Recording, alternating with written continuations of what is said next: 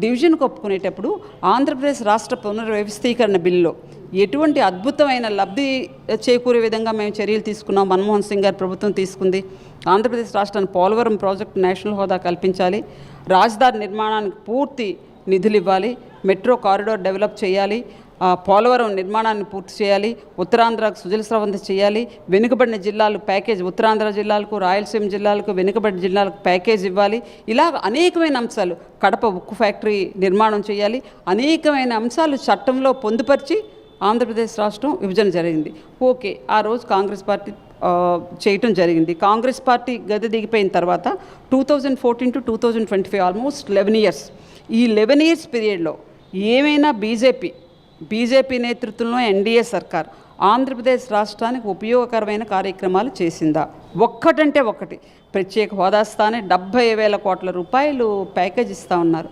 Package ఇచ్చారా? పోలవరం ప్రాజెక్టుకి జాతీయ హోదా కల్పించేటప్పుడు పూర్తి భారం మీరే చేయాలి.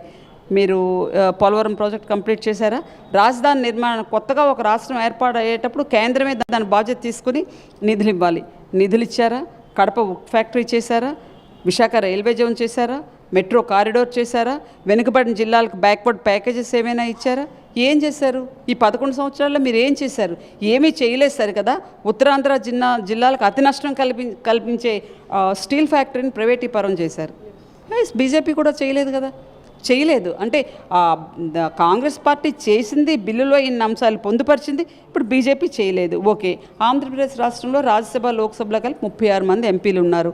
36 మంది ఎంపీలు సైకిల్ గుర్తు మీద, ఫ్యాన్ గుర్తు మీద గెలిచిన ఎంపీలు, సైకిల్ గుర్తు, ఫ్యాన్ గుర్తు నామినేట్ చేసిన రాజ్యసభ సభ్యులు ఒక్కళ్ళు కూడా ఈ హామీల మీద మాట్లాడే పరిస్థితి ఉందా? సో ఈ 36 మంది కూడా బీజేపీ తొత్తులే, మోడీ గారికి రబ్బర్ స్టాంపులే. నేను అడుగుతున్నాను ఆంధ్రప్రదేశ్ రాష్ట్రంలో కూటమి ప్రభుత్వాన్ని, సిబిఎన్ గారిని, ఎందుకు ఈరోజు కేంద్రంలో బీజేపీ నేతృత్వంలోని ఎన్డీఏ సర్కార్ తుమ్మితే రాలిపోయిన కమ్మిలా ఉంది. చంద్రబాబు నాయుడు గారు అలా అడుగు తీసి పక్కకు వేస్తే మోడీ ప్రభుత్వం పడిపోతుంది. ఈ సందర్భంలో రాష్ట్ర విభజన సమయంలో ఆంధ్రప్రదేశ్ రాష్ట్ర పునర్వ్యవస్థీకరణ బిల్లులో ఏవైతే హామీలు ఇచ్చారో ఆనాటి యూపీఏ ప్రభుత్వం, మన్మోహన్ సింగ్ గారు, కాంగ్రెస్ నేతృత్వంలో ఉన్న యూపీఏ సర్కార్ ఏవైతే హామీలు ఇచ్చారో అవి అమలు చేయండి అనే డిమాండ్ మీ ఎంపీలు ఈరోజు ఒక్కరైనా చేశారా? మీకు ఇది చక్కనైన అవకాశం కదా. బీజేపీ ఏమి సంపూర్ణ సంఖ్యాబలంతో లేదు కదా, వారి ఇష్టానుసారం వెళ్ళిపోయేటట్టు. మీకు కోపం వచ్చే చిన్న పని చేస్తే ఈరోజు ఎన్డీఏ ప్రభుత్వం పడిపోయే పరిస్థితి ఉంది కదా.